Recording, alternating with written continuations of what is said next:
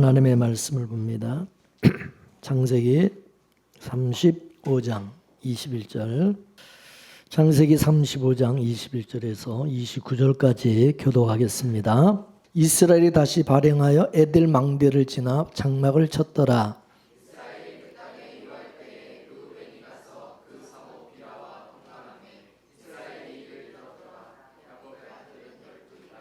레아의 소생은 야곱의 장자 르벤과 그 다음 시므온과 레위와 유다와 이사갈과 스불론이요. 라헬의 여종 비라의 소생은 단과 납달리요.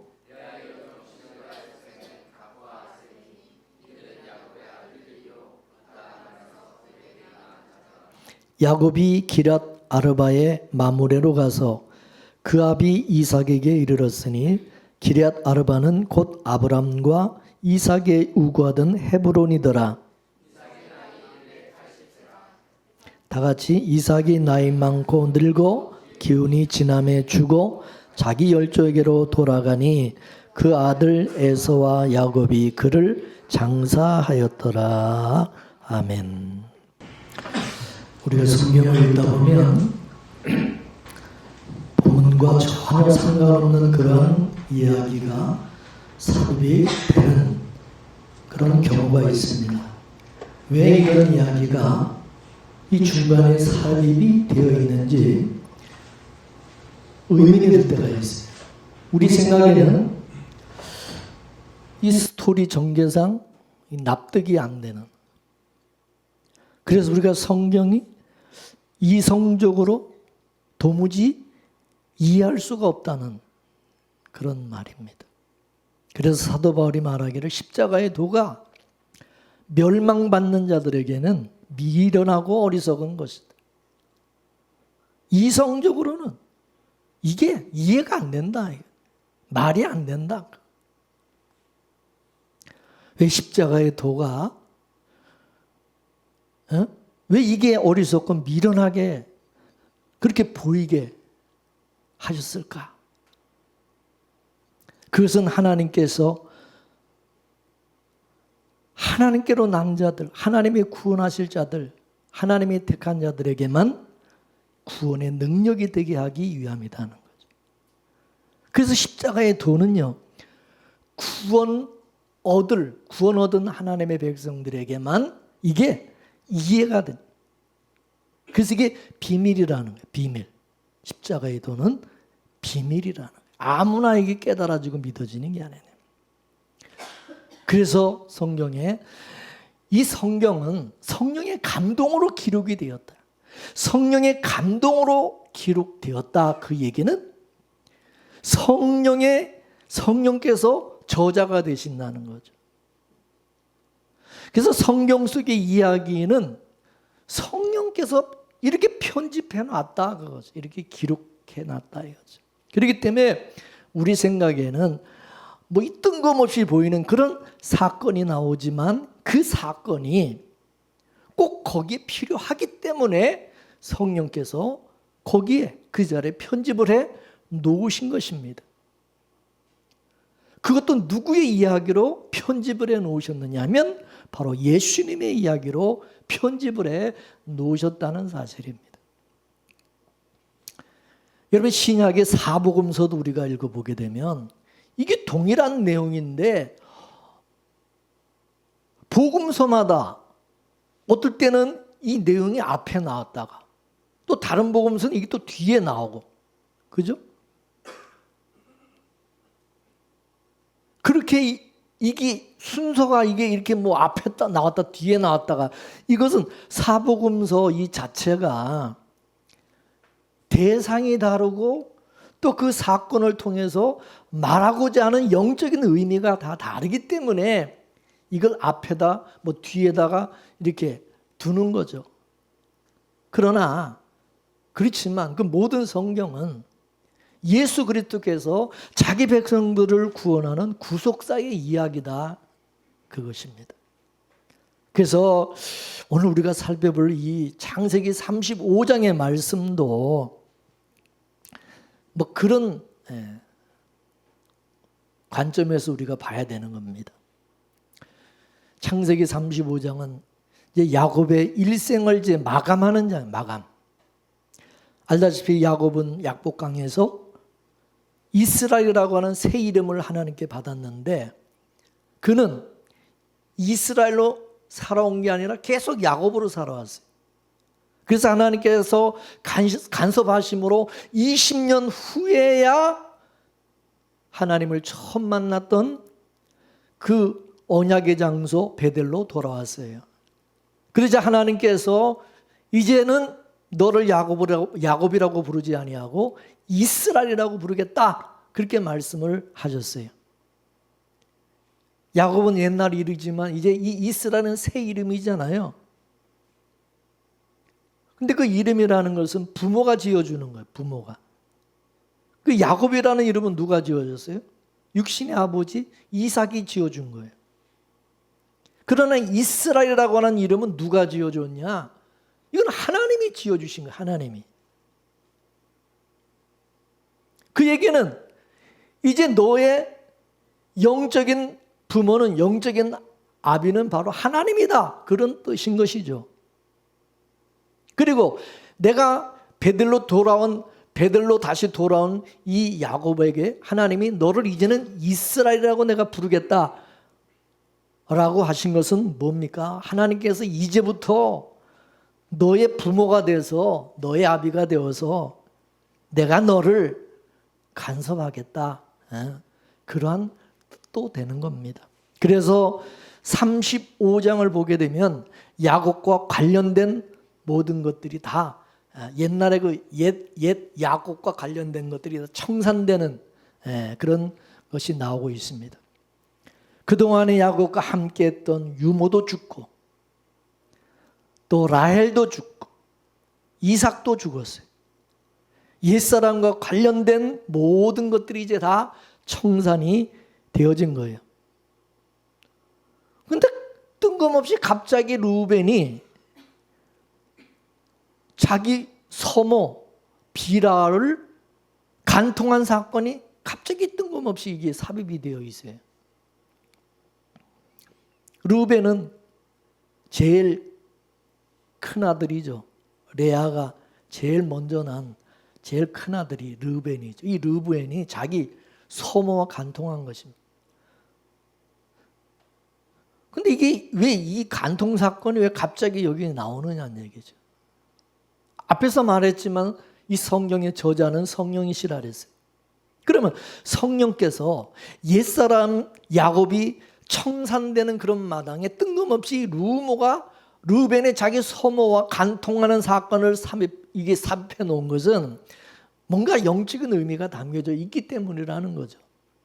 옛사람 야곱의 죽음과 르벤이 서모와 간통한 사건은 그는 이게 어떤 영적인 연관성이 있느냐는 거죠.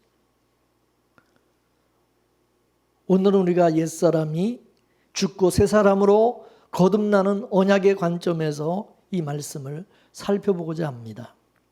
성경은 여러분도 알다시피 언약의 책이죠. 그래서 구약은 옛 언약이고 신약은 새 언약이죠. 구약은 장차 신약에 나타날 일을 예표적으로 기록한 것이고 신약은 뭡니까? 구약의 그 예표적인 사건이 실제로 일어난 실상으로 기록하고 있어요. 야곱도 두 야곱이 있죠. 약복강 이전의 야곱과 약복강 이후의 야곱이 있어요. 약복강 그 이전의 야곱은 이삭으로 받은 그 이름의 야곱이고 약복강 이후의 이스라엘은 하나님께로 받은 바로 이름의 야곱이에요. 그래서 야곱과 이스라엘을 우리가 두 언약으로 비유한다면 옛 언약과 새 언약과 같다고 볼 수가 있는 겁니다. 약복강 이전의 야곱, 그 야곱은 옛 언약에 속한 야곱, 약복강 이후의 이스라엘, 이 이스라엘은 새 언약에 속한 야곱인 거죠.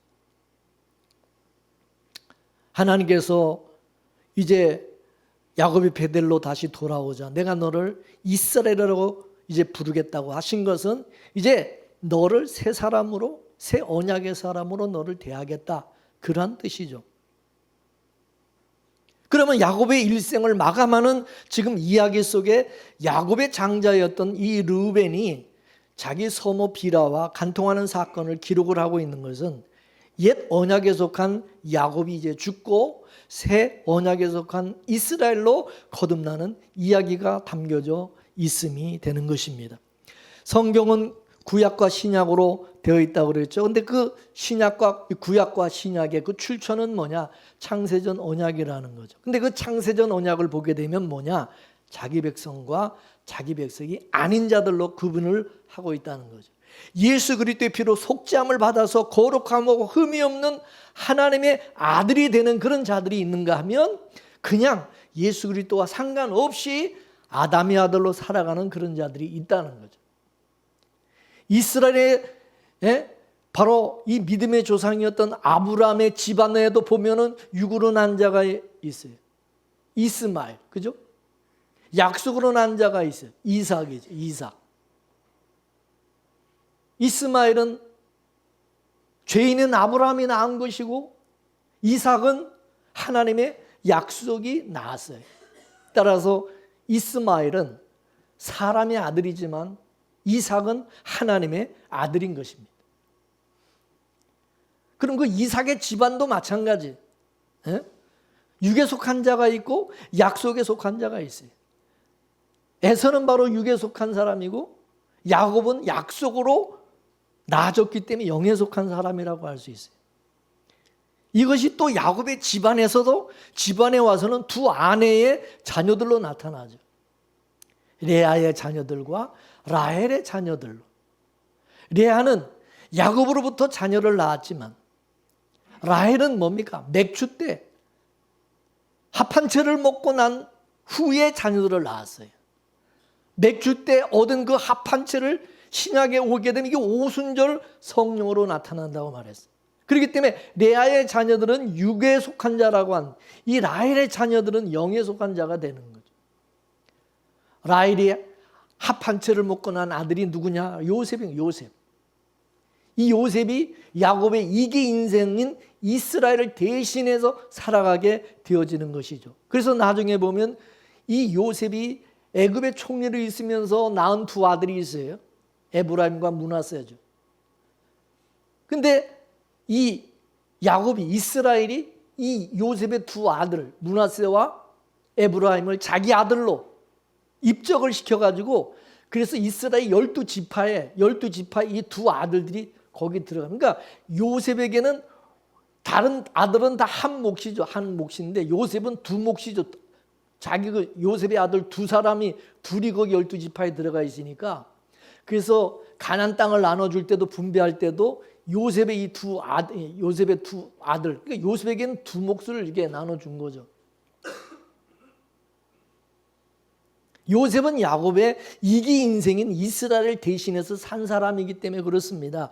그래서 요셉이 낳은 자식이 야곱의 자식이 되는 거예요. 그래서 야곱과 이 요셉의 관계, 야곱과 요셉의 이 관계는 37장에 가서 우리가 살펴보기로 하고 오늘 시간에는 르벤과 서모 간통 사건 속에 담겨있는 영적인 의미에 대해서 오늘 살펴보고자 합니다. 옛사람 야곱의 종말과 르벤의 간통 사건은 우리 신자들의 구원의 사건과도 연관되어 있다 이거죠. 그렇기 때문에 이 사건은 그냥 사건이 아니라 옛사람과 새사람이 바꿔치기 당하는 사건이 여기 담겨져 있어요. 그래서 이게 보통 사건이 아니라는 거죠. 영적으로 보면. 우리가 성경을 윤리와 무슨 도덕적인 관점에서 보게 되면은 일탈 사건들이 성경에 많아요. 르벤과 이 소모의 간통 사건도 그러하고 우리가 다음에 살펴보게 될 유다와 그 며느리 다말과의 그 간음 사건도 그렇습니다. 윤리적으로 보면은 시아버지하고 자기 며느리하고 이게 이 불륜의 스캔들 이게 여러분 성경에 어떻게 이런 것이 나오냐? 이게 또 믿음의 조상의 집안에 이스라엘에 어떻게 집안에 이런 일들이 이런 얘기가 나오냐? 근데 그게 영적으로 보면은 다 구속사적 이야기라는 거죠. 아까도 말씀드렸지만 모든 성경은 예수님에 관한 이야기라 그랬어요. 예수 그리스도의 피 흘리심으로 자기 백성들이 구원을 받는 이야기라 그랬어요. 그렇기 때문에 세상 사람들이 이 성경을 보는 안목과 성도가 성령으로, 성령의 감동으로 우리가 이 성경을 보는 안목은 하늘과 땅만큼 이게 다르다는 거. 세상 사람들의 눈에는 그냥 이 일반적인 그런 책이에요, 이게. 근데 성도들에게는 이 책이 그냥 책이 아니라 이게 영적인 이야기고 구원의 이야기라는 사실입니다. 근데 여러분, 이 성경은 누구한테 하나님이 주셨냐? 바로 아브라함의 후손, 언약의 후손들에게 이 성경을 주었어요. 구약에서는 이스라엘 백성들에게만 이 성경을 주었어요. 하나님께서 이 성경을 주셨다는 것은 하나님의 비밀을 맡았다는 뜻입니다. 그죠? 왜냐? 성경은 하나님의 자기 백성들을 구원하는 이 비밀의 이야기, 이 비밀의 이야기를 기록한 책이기 때문에 그렇습니다. 그래서 언약의 후손들은 이 성경 말씀을 통해서 하나님의 비밀을 알 수 있고 하나님의 뜻을 알 수 있게 하신 거예요. 하나님은 성경 속에 이 성경을 통해서 어떻게 하나님이 일하시고 어떻게 이 세상을 다스리고 어떻게 하나님이 구원하시는가에 대해서 말씀해 주고 있어요. 역사의 시작과 역사의 끝에 대해서도 말씀해 주고 있죠. 따라서 언약의 후손들은 이 성경 말씀을 통해서 이 세상의 시작과 끝을 알 수가 있는 겁니다. 이것을 알게 된 언약의 후손들은 그렇기 때문에 이 세상 속에서 이 하나님의 비밀, 이 하나님의 뜻을 알려줘야 될, 이거를 전해야 될 선지자적 사명을 가진 자들이 되는 것입니다. 구약에서는 그래서 이스라엘 백성이 선지자고, 신약에서는 교회가 선지자인 것입니다. 그래서 교회를 걸어서 뭐라고 정의했어요? 하나님의 비밀을 맡은 곳이라는, 하나님의 비밀을 맡은 곳. 하나님은 창세로부터 감춰진 이 비밀, 이 비밀을 교회를 통해서 드러내고 계신다. 그래서 이 교회는 뭐냐? 하나님 나라, 하늘나라의 대사관과 같은 것이. 하늘나라의 소식을 교회에 알려주는 것. 하나님은 교회 외에 하나님의 뜻을, 하나님의 비밀을 알려주지 않으셨어요. 또 알 수도 없지만. 그래서 하나님의 뜻을, 그 비밀을 알고 있는 교회는 하나님의 뜻을 세상에 전해줘야 될 사명이 있다. 지금은 여러분 인쇄술이 발달해가지고 우리 모든 성도들이 개인적인 성경을 다 이렇게 가지고 볼 수가 있어요. 근데 여러분 구약 시대는 성경은 아무나 이렇게 볼 수 있는 것이 아니었어요. 예? 제사장만 성경을 가지고 있었어요. 그리고 백성들은 제사장을 통해서만 성경 말씀을 들을 수가 있었어요. 그래서 안식이 되면은 모든 백성들이 성전에 모여서 제사장이 읽어주는 그 말씀을, 그 성경을 듣고 하나님의 뜻을 깨달을 수가 있었던 것입니다. 따라서 구약의 이스라엘 백성들에게는 안식일이라는 것은 그냥 쉬고 안식하는 날만이 아니라 뭐요? 하나님의 말씀을 듣는 날이 돼요. 하나님의 말씀을 듣는 날이에요. 그래서 하나님의 그 말씀을 듣기 위해서 안식일 날을 기다렸던 것입니다. 그런데 이게 시간이 지나면서 형식으로 변하고 외식으로 변질되면서 타락을 하게 된 것입니다. 그러나 비록 변질되고 타락은 되었지만 안식일에 성경을 듣는 것은 계속해서 지속되어 온 것입니다. 그래서 이것이 예수님 시대에 와서 예수님께서도 안식일날 어떻게 했어요? 회당에 들어가셔서 성경을 가지고 자신의 이야기를 풀어주는 것으로 나타나는 것을 볼 수 있어요. 예수님께서 회당에서 성경 말씀을 이걸 풀어주신다는 것은 뭐냐? 예수님이 제사장이라는 거죠. 예수님이 대제사장. 내가 바로 하나님이 보낸 참 제사장이다. 이거를 알려주시는 거죠. 그리고 예수님께서 승천하시면서 제자들에게 이 하나님의 말씀을 맡겼어요. 제자들에게. 성령이 임하자 이제 제자들이 날마다 성전에 모여서 하나님의 말씀을 가르쳤어요. 그래서 성령이 임하고 난 후로는 날마다 안식일이 된 거예요. 날마다. 그래서 초대교회에서는 날마다 모여서 이 하나님의 말씀, 이 성경을 예수님의 이야기로 들었어요. 제자들이 구약의 모든 성경을 예수님의 이야기로 해석하고 풀어주신 거죠. 사도 바울이 바로 그 대표적인 사람이었죠. 그래서 사도 바울은 구약의 이 말씀이 성경을 전부 예수 그리스도로 풀어서 해석했어요. 그 대표적인 책이 히브리서죠. 히브리서. 이제 사도들도 이제 죽었어요. 하나님의 말씀을 맡았던 그 사도들도 이제 죽고 나자 그 사도들에게 배운 제자들이 또 하나님의 말씀을 맡아서 가르치게 되었어요. 이같이 사도들에게 배운 그 제자들을 일컬어서 뭐라고 그러냐? 속사도라는 속사도. 이 속사도들이 또 제자를 낳고 또 그 제자들이 또 제자를 낳고 그렇게 해서 지금 지금까지 이게 유지되어 오게 된 겁니다. 이해가 되십니까? 성도들이 여러분 이 성경을 갖기 시작한 것은 불과 얼마 되지도 않습니다.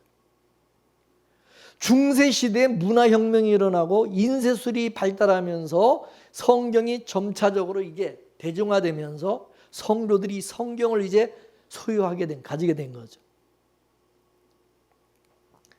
근데 이것이 여러분 좋은 면도 있지만은 이게 나쁜 폐단을 가져오기도 했어요. 뭐냐면 교회 무용론을 가지고 온 것입니다. 교인들이 다 자기들 성경을 가지고 있으니까 이제 뭐 교회 가가지고 하나님의 말씀을 들을 필요가 사라져 버린 거죠. 그래서 교회에 모이지를 않는 거예요. 교회에 모이지를 안 해요. 성경이 없을 땐 교회 가야지만 하나님의 말씀을 들을 수가 있었죠. 근데 하나님의 말씀이 자기가 이제 다 개인적으로 성경을 이제 가지고 있으니까 꼭 교회 가서 하나님의 말씀 들을 필요가 없다 이거죠. 에? 그러다 보니까 이 교회 모임을 폐하해 버린 거예요.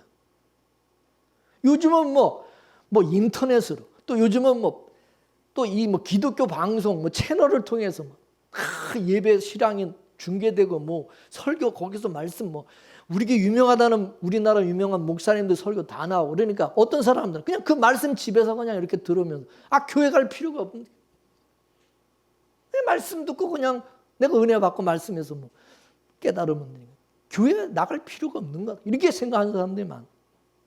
그러니까 하나님 말씀 듣는 게 이게 전부다 이렇게 생각하기 때문에 이 교회에 모이는 것, 교회에 나오는 이것을 피하는 거예요. 그러나 여러분 신앙이라는 것이 말씀을 듣는 그것이 전부가 아니다 이거예요. 말씀을 듣는 것은 그건 시작에 불과한 것이고 신앙은 뭐냐? 그 들은 말씀을 살아가는 것으로 나타나야 된다는 거죠. 말씀은 생명이기 때문에 그 말씀을 들은 사람들은 삶으로 이걸 풀어내야 된다는 거죠. 이것을 야고보서에서는 믿음이 행함과 함께 일한다 그렇게 말씀하고 믿음은 말씀이고 행함은 뭐예요? 삶이죠. 만약에 말씀을 안다고 하면서 삶이 없다, 행함이 없다 그거는 귀신의 믿음이고 그건 죽은 거라고 말합니다. 그 속에 생명이 없기 때문에 생명이 또 말씀을 유출하고 낳을 수가 없다는 거예요. 마귀는 거짓의 영이고 속이는 자. 이런 마귀에게 속한 사람들은 예수를 말하지만은 삶으로는 예수의 향기를 토해내지를 못한다. 들은 말씀을 가지고 사망의 냄새를 풍기게 된다는 거죠. 어느 시대고 교회는 그래서 항상 이 말쟁이들 때문에 시험에 들었어요. 이 시대에 이러한 사고가 독버섯처럼 번지고 있는데 자칭 복음을 안다고 하는 지식으로 알고 있는 그런 사람들, 이 사람들이 문제예요. 자칭 사도, 자칭 유대인, 자칭 자칭 자기가 복음을 안다고 하는 이런 사람들. 그러면서 교회를 무시하고 교회 모임을 폐하고,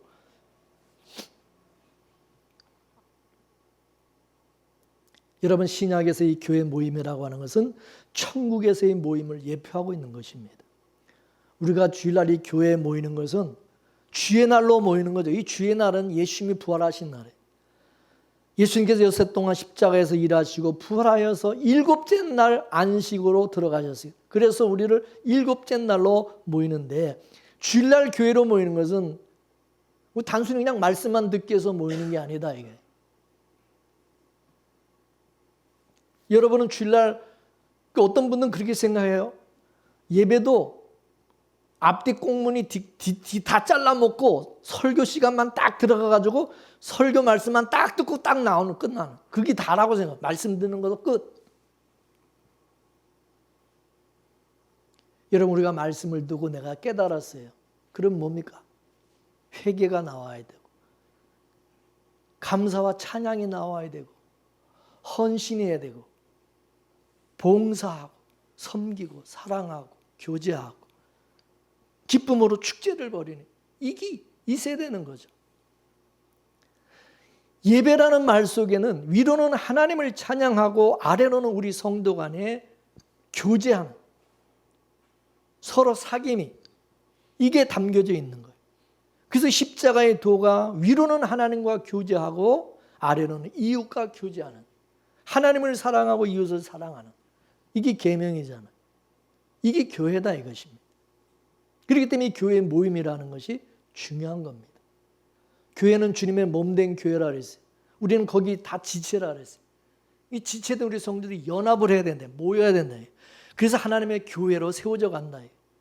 구원이라는 것은 개인적인 것이 아니라 그랬어요. 개인적인 구원은 없어요. 하나님 우리를 부르신 것은 교회로 부르신 거예요. 예수님의 몸된 교회 지체로 부름을 받았어요. 믿습니까? 나 개인 이기주의, 개인주의가 없어요. 우리는 우리 예수로, 예수의 사람으로 우리는 부름받았고 구원받았어요. 천국에 가는 것도 나 개인으로 독단적으로 천국 가는 거 아니에요. 예수 안에서 우리가 교회로 연합한, 우리가 그리스도와 연합된 그런 자로, 그리스도의 사람으로 우리가 천국 가는 거예요. 믿습니까? 교회에서 이기주의로, 자기 개인주의로, 자기 혼자 그냥 이렇게 나 혼자 예수 잘 믿으면 되고, 나 혼자 신앙생활 잘하면 되고, 나 혼자 똑바로 살면 되고, 그거는 없습니다. 그런 구원은 없습니다. 자칭 복음을 안다고 하는 사람들이 성경을 단편적인 지식으로만 알고, 예수 믿는 내가 교회인데 교회 갈 게 뭐가 있냐? 그냥 세상과 짝가며 살면서 자기 하고 싶은 대로 다 하고, 봉사할 줄도 모르고 섬길 줄도 모르고, 교회 모든 모임을 패야버리고 그냥 껍데기 지식만 가지고 신앙이 좋은 척, 이게 바로 사탄의 괴계에 사탄에게 속은 그런 자들의 모습인 것입니다. 그래서 사도 바울이 히브리서를 통해서 너희들은 모이기를 피하는 자들의 그 어떤 습관과 같이 너희들은 하지 말고 본받지 마. 그날이 가까울수록 너희들은 더 모이기를 힘쓰라고 강력하게 경고했던 것이. 그래서 서로 위로하고 다시 오실 우리가 주님을 맞이하기 위해서 우리 모두가 다 하나가 돼. 예수님이 재림하실 때 여러분 개인적으로 하나님이 부르십니까?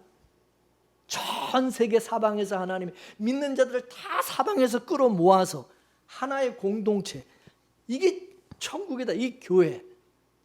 그래서 들림을 받는 거지. 하나님이 나 혼자만 쏙 뽑아가지고 구원하시고 나 혼자만 이렇게 하나님이 들려주시고 그러는 게 아니에요. 그래서 교회 안에서 서로 경쟁하듯이 내가 하나님 앞에서 1등 해가고 내가 그냥 하나님 앞에서 내가 상 받아야지 말해서 서로 무슨 경쟁하듯이 무슨 그런 것도 아니고요. 서로 낮은 자리에 처해서 다른 사람을 세워주고 높여주고 섬기면서 우리가 다 같이 하나가 돼. 하나 연합을 해야 돼. 이게 교회, 이게 신앙이에요. 그래서 하나님은 교회를 통해서 일하세요. 교회를 통해서. 교회를 통해서 하나님이 말씀하시고 이 교회를 통해서 하나님의 말씀이 증거되어지고 예수님이 다시 오심의 소식도 이 교회를 통해서 전해지는 거예요. 근데 여러분이 교회를 보게 되면 이 세상의 교회는 온전한 교회, 완벽한 교회는 하나도 없어요. 다 문제투성이 교회가. 여러분 이 세상에서 문제없는 교회를 찾으려고 아예 생각도 하지 마십시오. 그렇지만 하나님 그런 교회를 통해서 하나님의 비밀의 그 비밀을 알리는 일을 하고 계신다는 거예요. 성경에 보면 여러분 주님의 말씀에서 이 교회 안에 가라지와 쭉정이가 있다 얘기야. 곡식과 가라지가 섞여 있다. 진짜와 가짜가 섞여 있다.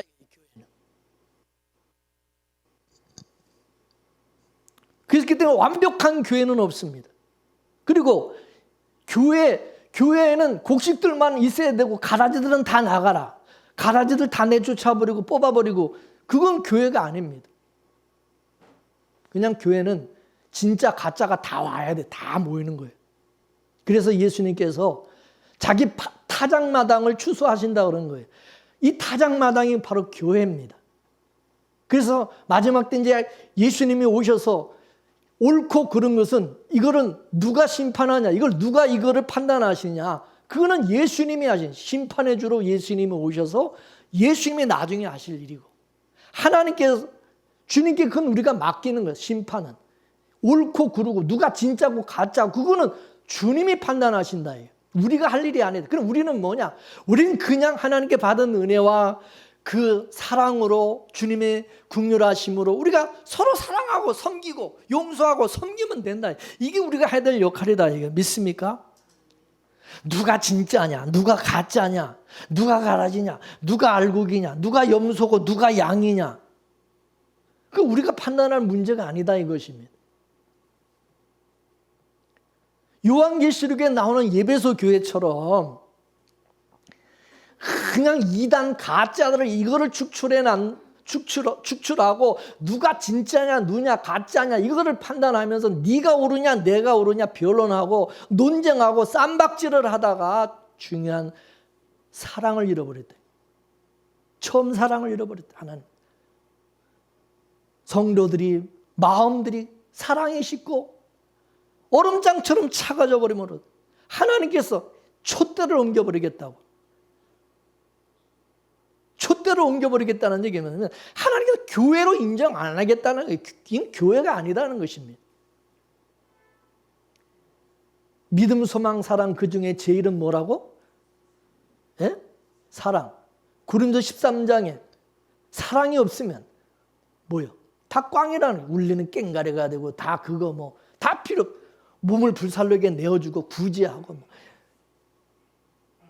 하늘의 비밀을 말하고 능력을 행하고 근데 사랑이 없으면 다 헛거다.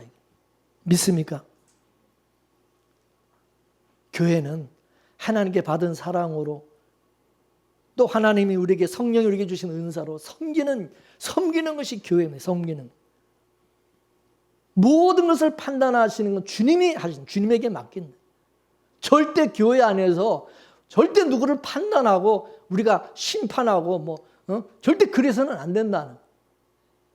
2달란트 5달란트 받은 종처럼 그냥 주인이 있든지 없든지 보든지 말든지 그런 거 개치 말고 그냥 자기에게 맡겨진 자기가 할 일, 자기 역할만 열심히 하면 된다. 그러면 나중에 하나님이 주님이 다 갚아주신다는. 여러분 요한계시록에 나오는 여러분 7개 교회 그 교회는 그 시대 교회를 상징적으로 보여주는 거예요. 제일 마지막에 나오는 라디오 교회는 이게 제일 마지막 시대 이 종말의 교회 모습을 보여준 것이 라디오 교회인 겁니다. 근데 그 7개 교회들 여러분 보세요. 다 문제투성이야. 발람의 교훈이 판을 치고 니골라당이 교회 안에 있었고 이세벨의 교훈을 따르는 그런 사람들이 있었고 그럼에도 하나님께서는 아시아 7교회에 종말의 비밀을 맡겨두신 것입니다.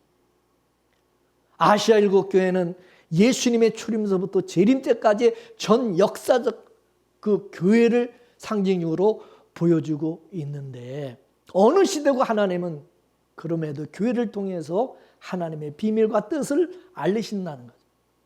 물론 교회 안에 자칭 사도라고 하는 자들도 있고, 자칭 유대인도 있고, 이단도 있고, 자칭 적그리스도도 있었어요. 밭의 곡식 가운데 가라지처럼 이 교회 안에서도 양들 틈에 염소 같은 사람들이, 염소 같은 신자들이 있다 이거죠. 그러면 염소가 있다고 해가지고 그러면 그 우리를 다 불태워버리고 헐어버려야 되느냐? 안 된다는 거예요. 곡식 가운데 가라지가 있다고 해가지고 밭을 다 불살라버리고 밭을 다 갈아엎어버려야 되느냐? 안 된다는 것입니다. 교회가 타락했다고 해가지고 그럼 교회를 다 없애버리고 교회 생활을 그냥 포기하고 그래야 되느냐? 그럴 수 없다 그것입니다. 그럴수록 우리는 각자 받은 은혜로 섬기면 된다 이게. 곡식은 곡식의 모습으로 자라는 것이고, 가라지는 끝까지 가라지로서 그렇게 살아간다 이게. 믿습니까? 가라지가 곡식 되는 법은 없고 염소가 양 되는 법은 없어요. 그냥 가라지는 가라지 역할을 하는 거고 양은 양의 역할을 하는 것이고, 교회 안에서도 그런 거지. 내가 저 가라지를 어떻든 내가 알곡으로 바꾸리라. 내가 저 염소 같은 놈을, 저놈을 내가 개조시켜가지고 내가 어떻든지 내가 저 양으로 바꾸리라. 꿈 깨세요. 그거는 죽었다 깨도 안 되는 거예요. 주님이 하실 일이에요. 믿습니까? 거듭나게 하시는 것이 하나님이 성령이 하시는 일이지 우리가 어떻게 할 수 있는 게 아니잖아요.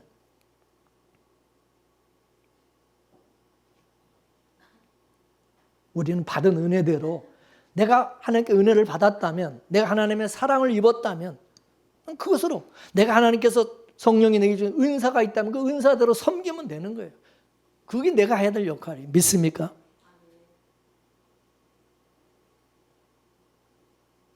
우리가 교회를 섬기는 것은 이게 주님의 몸된 교회이기 때문에 그래요. 그리고 우리 모두가 예수님의 피로 한 형제 자매가 됐기 때문에 한 식구가 됐다 이게.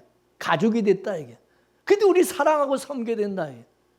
여러분 형제가 여러분 형제들끼리 형제끼리는 다 이해하잖아요. 좀 부족하고 잘못된 거 있어도 또 내 형제니까, 내 식구니까 감싸고. 이 남의 식구 같으면 그거 못하죠. 남 같으면. 이 교회 안에서는 그래서 허물이 있어도 덮어주는 것이고.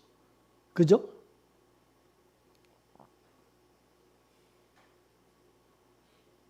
우리는 사랑의 빚진 자로서 그냥 섬겨야 되는 거야. 섬겨야 돼. 구약에는 성전 중심으로 이스라엘 백성이 항상 어디 가든지 성전을 중심, 성막을 중심으로 살았잖아요. 그럼 신약에서는 교회를 중심으로 사는, 교회를 중심. 그래서 구약에는 하나님이 구약 교회를 간섭하신 것처럼 신약에서는 신약의 교회도 하나님이 간섭을 하시는 것입니다.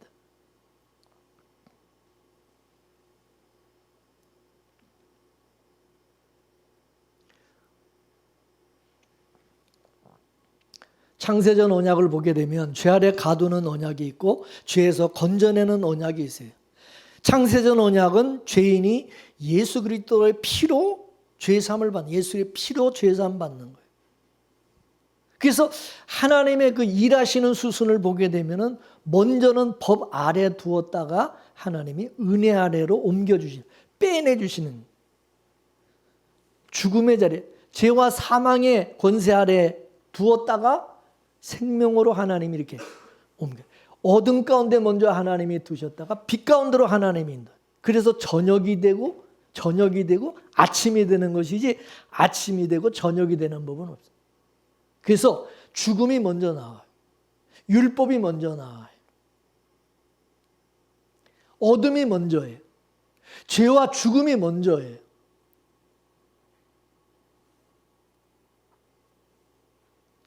그래서 아브라함의 언약도 보게 되면 이 언약의 백성이, 이스라엘 백성이 애굽에서 종노릇 하잖아요. 애굽에서 종노릇 하다 거기서 하나님이 빼내주시는, 구원하셔서 가나안 땅으로 하나님이 인도하시죠.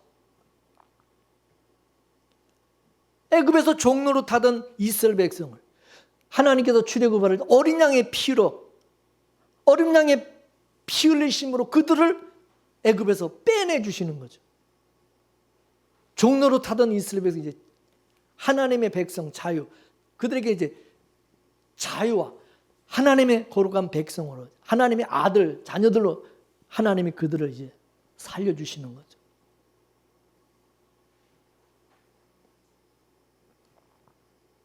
그래서 죄인의 실존은 뭐냐면 애굽에서 종로로 타는 거예요. 죄인은 뭐예요? 죽은 자예요. 죄인은 죽은 자. 근데 문제는 뭐냐? 인간들이 자기가 죄인인 줄 모르고 자기가 죽은 자라는 걸 모른다는 게 문제죠. 그래서 하나님께서 하나님의 백성들에게는 율법을 주셔서 바로 너희들이 죄인이다. 너희들이 죄인이다. 너희가 바로 죽은 자라는 것을 알려주는 거예요. 그럼 십계명이 뭐예요? 여러분 십계명 보세요. 거기 나오는 그 십계명, 그 죄는 다 이스라엘 백성들의 죄를 드러내는 거예요. 너희들이 이런 자들이다. 간음하고 도둑질하고 거짓말하고 남의 것을 탐하고 사기치고, 에? 그죠? 너희들이 이런 인간들이야. 그러면 자기들이 내가 죽을 죄인이라는 것을 알게 되면 어떻게? 하나님 앞에 살려주세요. 어떻게 구원을 얻었어요? 어떻게 하면 구원을 얻었어요?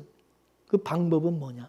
구약에는 속죄 제물을 하나님 앞에 드림으로 그 제물이 나를 대신해서 피를 흘려 죽음으로 말미암아 죄가 사해진 것처럼, 신약에서는 뭡니까? 어린 양 대신에 예수님이 우리 죄를 위해서 피 흘려 죽으심으로 그 은혜로 죄와 사망에서 우리가 건짐을 받고 구원을 받는 것으로, 그렇게 하나님이 그 방법으로 우리를 구원하신다. 이 창세전의 언약의 내용이다 이거죠. 그래서 하나님은 먼저 구원자를 보내기 전에 율법을 먼저 주셔서 율법을 통해서 먼저 죄를 고발하고 드러낸 일을 한다 이게. 율법의 역할은 뭐냐? 너는 죄인이다. 너는 죽일 놈이다. 너는 심판받아 마땅하. 넌 지옥 가야 될 놈이다. 저주받을 사람이다. 그거를 율법이 먼저 우리에게 가르쳐줘요. 그걸 깨닫게 하신 게 율법의 역할이다 이게. 그래서 여러분, 예수님을 하나님 구원자인 예수님을 보내주시기 전에 먼저 누구를 보냈어요? 예수님보다 먼저 6개월 전에 온 사람이 누구예요? 세례요한. 세례요한 하나님 먼저 보내는 거예요. 그래서 세례요한이 물세례를 통해서 죽이는 일을 하는 거예요. 여러분, 물세례 가면 물속에다 집어넣어갖고 물속에 집어넣다가 끄집어내. 이건 뭡니까? 죽인다는 거예요. 물속에 잠긴다는 건 물에다가 죽음을 상징하는 건 죽음. 너는 죽을 죄인이다. 죽을 죄인. 이스라엘 백성들 출애굽을 할 때 홍해 바닷속에다 집어넣었잖아요. 너희들 뭡니까? 죽은 걸 말하는, 죽는 걸 말하는. 장사 지내는 거죠. 너희들은 죽을 죄인이다. 예수님의 하나님의 은혜로 예수님의 피로 너희들이 구원받은 자들이라는 그걸 깨닫게 하기 위해서. 그래서 세례 요한을 성경에서 율법과 선지자의 마침이라는 거예요. 이 세례 요한은 주의 길을 예비하는 자라. 주의 길을 예비하는 자라 이거죠. 예수님이 하실 일을 미리 준비하는 역할을 하는 게 세례 요한은, 이 세례 요한이 율법을 상징하는 거 아닙니까? 이 세례 요한을 먼저 보내가지고 이스라엘 백성들이 죄를 드러내는 건, 너희들이 바로 죄인이라는 사실을, 자기 백성들이 자기가 죄인인 줄을 모르니까, 자기가 죽은 자라는 걸 모르고 있으니까, 그래서 세례 요한을 먼저 보내서 죄 아래 가두고 죽이는 일을 하신 거죠. 그래서 세례 요한은 죽이는 일을 하는 사람이에요. 죽이는 일. 누구를 죽입니까? 자기가 의롭다고 생각하는 자들을 죽이는 거예요. 자기가 의롭다. 나는 의롭다. 나는 의인이다. 이렇게 생각하는 사람들.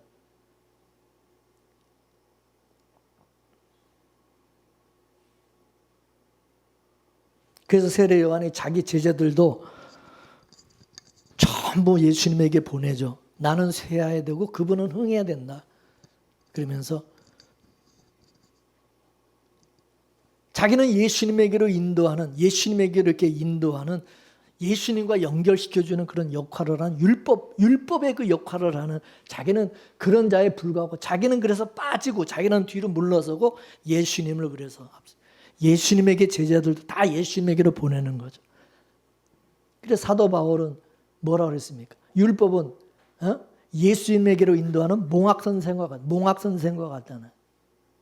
세례 요한도 뭐 율법과 같이 모든 유대인들을 예수님에게로 인도하는 거죠. 예수님에게로. 예수님이 바로 세상 죄를 지고 가는 하나님의 어린 양이다. 봐라. 너희들을 구원하게 하나님이 보내신 메시아, 구원자다 이거죠. 그러니까 율법이 없으면은 사람들이 예수님에게 나갈 생각을 안 하네. 예수 믿을 필요를 못 느낀다. 내가 왜 예수님을 믿어야 되느냐 이거. 내가 의인인데 예수 믿을 필요가 없다 이거야. 그러니까 이 율법이라는 것이 얼마나 귀한지 모르는 율법을 우리가 무시하면 안 된다. 율법도 그래서 복음이라는 게 짝이야. 율법과 복음은 짝이라는 거죠. 둘이 짝. 빛과 어둠과 같이 서로를 드러내는 역할을 하는 게 율법과 복음이라는 거죠. 그래서 율법을 귀하게 여겨야 된다. 그래서 철저하게 율법 아래서 우리가 살아봐야 되는 거예요. 율법 신앙을 저도 옛날에 얼마나 율법적인 그런 신앙을 가지고 했습니까? 그런 목회를. 그래서 이 복음을 이거를 하나님 귀하게 알게 되고 깨닫게 된 거지. 율법 신앙을 철저하게 하지 않은 사람들은 이 복음의 귀한 걸 모른다 이거죠. 하나님 율법 아래서 죽은 자들에게 산 자를 보내주셨는데 그분이 바로 예수 그리스도죠. 하나님이 예수님에게 하나님의 생명을 주셔서 이 세상에 보내신 거죠.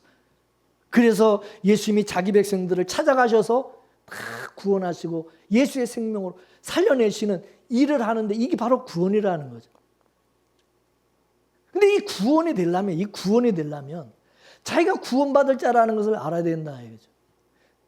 자기가 물에 빠져서 죽어가고 있다는 걸 알아야 돼. 나 좀 살려주세요. 나를 구원해 주세요. 소리치게 되는 거지. 자기가 죽어가는 줄 모르는 사람은 여러분 나를 구원해 달라고 손 내밀겠어요?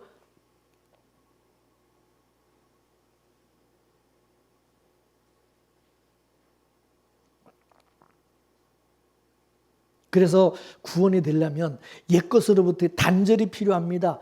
새로운 피조물로서의 구원은 옛사람의 죽음, 이 죽음을 전제로 하고 있어요. 죽지 않으면 살 수가 없어요. 죽어야 돼요. 그래서 제가 십자가에 먼저 우리 자신을 죽어야 된다. 이걸 자꾸 강조하는 것이 그거예요. 율법을 통해서 먼저 우리 자신이 철저하게 죽어야 된다. 그래 하나님이 살려주신다. 옛 언약 안에서. 율법으로만 우리가 죽어야 돼. 옛사람이 죽어야 된다. 그 죽은 자를 새 언약으로 은혜로 살려주시는 거, 복음으로.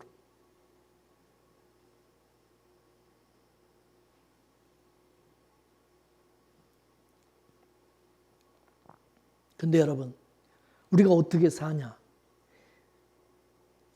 죄인된 짐승 같은 우리가 생명이 되시는 산떡이신 예수님을 먹음으로 말미암아 우리가 산다. 먹음으로 말미암아. 그러니까 예수님은 영생하는 산떡이신데 이 산떡이신 예수님이 이 짐승 같은 이 사망에게 죄인에게 잡아먹히는 거예요. 우리는 그 밥으로 예수님을 먹음으로 예수님을 집어삼킴으로 말미암아 우리가 그 생명을 얻게 살게 되는 것이다 이거죠. 그래서 예수님이 내 살을 먹고 내 피를 마시는 자는 영생을 얻는다라고 말하는 거예요. 근데 우리가 예수를 먹었는다. 내가 예수님을 먹었는데 나중에 보면은 예수님이 우리를 먹은 것이 되는 거예요.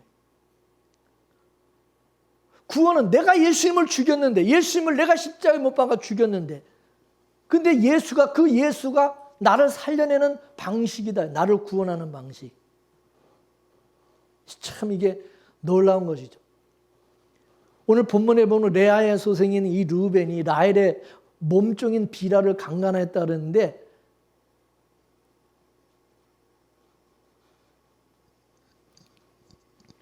이 르우벤은 옛 언약을 상징하는 레아의 아들이죠. 레아의 아들. 옛 언약을 상징하는.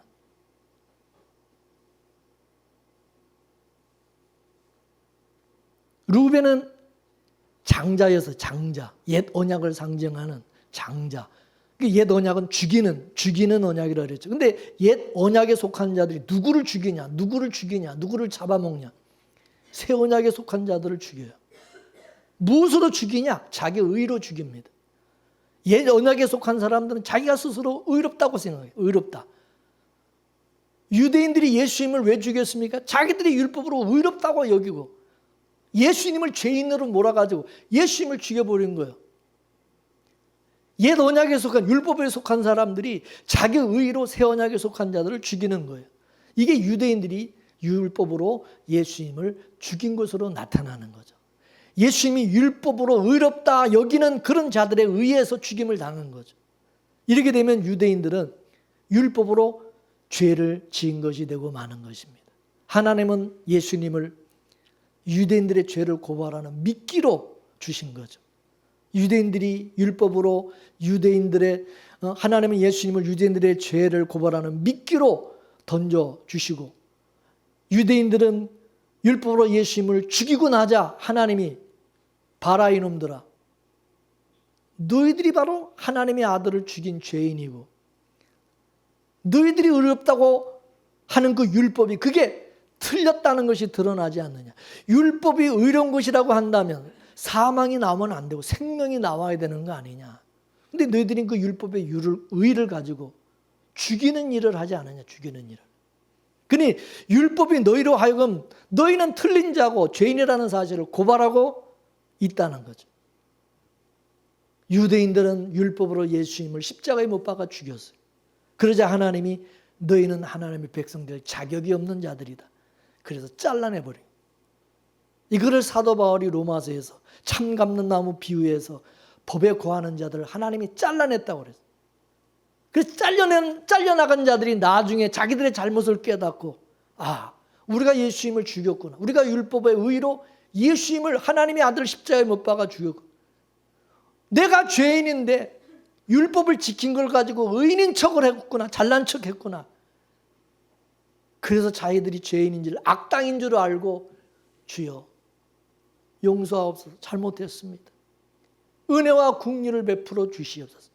이제 그런 자들을 하나님이 참 감람나무에 접붙여 주신다는 거죠. 그러니까 하나님이 옛 언약에 속한 자들을 하나님 먼저 죽이는 일을 하신다. 죽이는. 왜 죽이냐? 죽이는 게 목적이 아니라 살리기 위해서 죽이. 다시 살리실 때는 용서받은 자로 살려내신다.